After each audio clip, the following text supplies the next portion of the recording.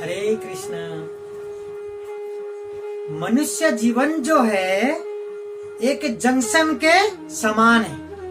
मनुष्य जीवन जंक्शन, जैसे हमारे सब एक रेलवे स्टेशन में जगह जगह जंक्शन होता है, तो मनुष्य जीवन एक जंक्शन के समान है। बताएं वो कैसे? मनुष्य जो जीवन है वो 84 लाख योनि है। 84 लाख प्रकरण के स्टेशन है। हर जन्म जन्म जब आप लेते हैं, एक जन्म के बाद एक जन्म लेते हैं, ये समझ लीजिए कि ये जो स्टेशन है, एक स्टेशन के बाद एक स्टेशन, एक स्टेशन के बाद एक स्टेशन आता है, तो वो एक जन्म चले जाता है। एक जन्म हम भी जो आए हैं, कितने जन्म हम जन्म मरण ले चुके हैं, कितने बार मर चुके हैं, कितने बार जन्म ले चुके हैं। तो जो स्टेशन है जीवन के अंदर, तो इसमें एक एक स्टेशन में एक एक जन्म, इसी तरीका से कल्पना किया गया शास्त्र के अंदर, गीता के अंदर, कि जितना स्टेशन होता है कि एक एक स्टेशन में एक एक जन्म हम लेते चलते हैं। तो ये जन्म मृत्यु का जो चक्कर है, तो इससे हमेशा ऊपर उठ के सोचना चाहिए अपने को कि जन्म मृत्यु से कैसे पार होंगे, ये जो चक्कर व्यू से।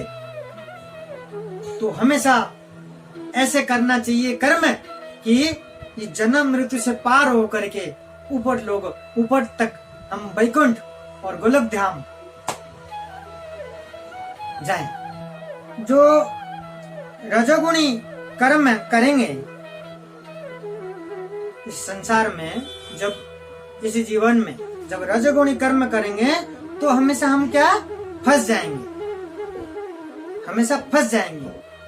और तमोगुणी जब करते हैं वो उसमें पाप करते हैं।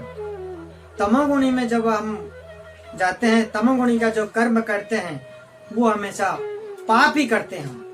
तो ये सब चीजें अपने को ध्यान रखना चाहिए। तो बताते हैं कि गृहस्थी जो जीवन है, जीवन जो हमारे को मिला है इस संसार में, गृहस्थी जीवन सबसे श्रेष्ठ है, श्रेष्ठ जीवन बताया गया है। क्योंकि जो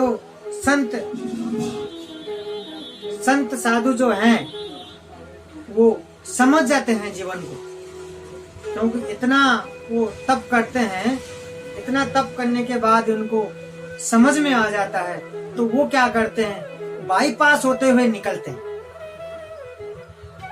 और जो गृहस्थी है तो वो क्या होता है, जैसे शहर में एक बाईपास की रास्ता होता है और एक शहर के बीच में एक रास्ता होता है। तो शहर के बीच में जब कोई रास्ता है वो होते हुए अपन निकलते हैं, तो जितना भीड़ होता है उस भीड़ में रुकते हुए धीरे धीरे चलते हैं। आगे कोई आता है तो थोड़ा सा वो आगे चलता है, हम इंतजार करते हैं कि वो कब आगे चलेगा, थोड़ा सा हम आगे और चलेंगे। तो इस तरीका से शहर की भीड़ के अंदर होते हुए हम सारे भीड़ को और उस तकलीफ को झेलते हुए आगे पहुंचते हैं। और पहुंचते कहाँ? वही बाईपास में। सबको वही बाईपास होते हुए निकलना होता है।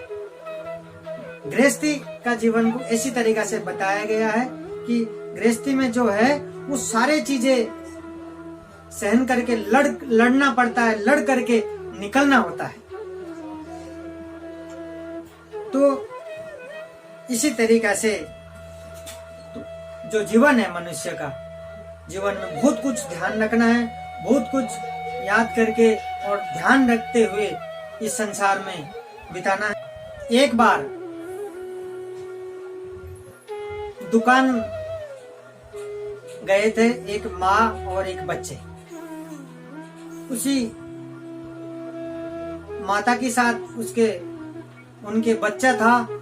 जब वो दुकान गए, उन माता को कुछ दुकान से सामान लेना है, घर के लिए कुछ सामान लेना है। तो जो सामान लेने दुकान में अंदर चली गई वो माँ, और उनके जो बच्चा था वो दुकान के बाहर जो ये सब रखे हुए थे, डब्बे के अंदर टॉफियां रखी हुई थी, सारे कुछ बच्चों की खाने की टॉफियां आगे जैसे जमा के रखी हुई थी। तो वो बच्चा उस डब्बे की तरफ बार बार वो देख रहा था, और बच्चे की जो माँ है वो अंदर जा करके कुछ घर की सामान ले रही थी।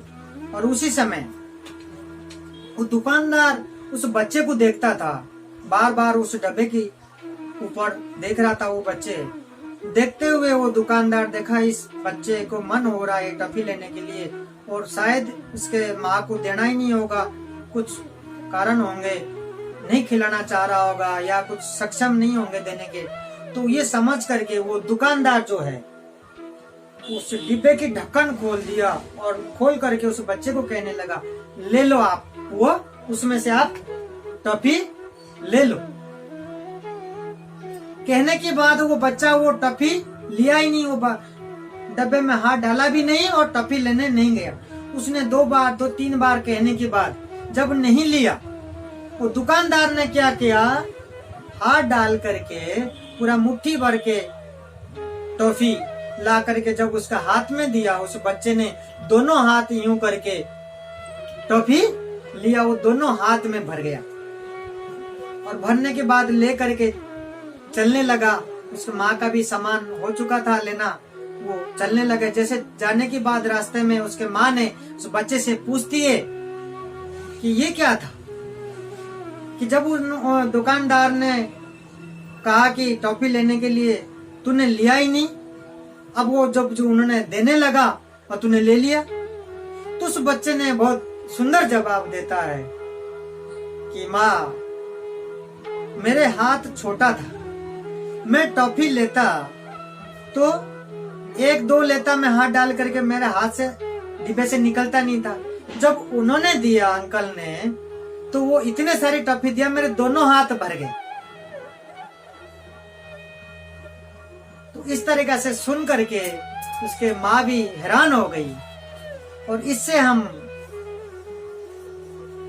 क्या सीखते हैं, जरा सोचिए आप, कि किसी से हम लेना है तो हम भगवान से बच्चे की तरह चीजें हम ले लेते हैं। जब भगवान देता है हमारे को, और वो इतना भगवान देता है, उसी बच्चे की जैसे बच्चों को जैसे टॉफी मिला, तो वो भगवान झोली भर देता है। तो हमें कभी मांगना नहीं चाहिए, कभी किसी भगवान से मांगना नहीं चाहिए, कहना नहीं चाहिए, आगे बढ़ के किसी चीज को लेना नहीं चाहिए। लेते हैं तो हम बहुत कम ही लेते, कम मात्रा, मतलब हम कुछ नहीं ले पाते। भगवान जब देते हैं हम सोच नहीं सकते, वो देते हैं जब इतना देते हैं, हम सोच भी नहीं सकते थे कि हमको इतना मिलेगा। क्योंकि हमें सिर्फ हमारे को कर्म करना चाहिए, हम हमेशा फल मांगना नहीं चाहिए कि हमने कर्म कर लिया, हमें ये दे दो, इतना तो देना चाहिए, मांगना नहीं चाहिए। इंतजार करो, देने वाले को इंतजार करो कि क्या देता हो, कि आप जितना सोचते हो हमेशा उससे ज्यादा आपको मिलेगा। हमेशा ये सोचना चाहिए, क्योंकि भगवान इसी तरीका से हमेशा देते हैं। हमेशा भगवान को अपना बनाना चाहिए और भगवान की भक्ति करना चाहिए, और भगवान ने जो कहा है गीता के अंदर उसी हिसाब से कर्म करना चाहिए। संसार में जो भगवान ने लिखा है वही करना चाहिए। तो भगवान ने जो नहीं लिखा, जो भगवान ने जो नियम बनाया, उस नियम को नहीं मानते हैं तो हम किस में चले जाएंगे, तो तमोगुणी में चले जाएंगे, हम तमोगुणी में चले जाएंगे। तो हमेशा हम भगवान ने जो लिखे हुए हैं, भगवान की जो कहे हुए हैं, भगवान ने जो इस संसार में नियम बनाया, तो उसी नियम के हिसाब से हमको रहना है और उसी हिसाब से मानना है, और भगवान के जो कही हुई बातें जीवन में लेना चाहिए, तब वो आपको आनंद मिलेगी इसी जीवन में, और हमेशा खुश रहेंगे और खुशी मिलेगी।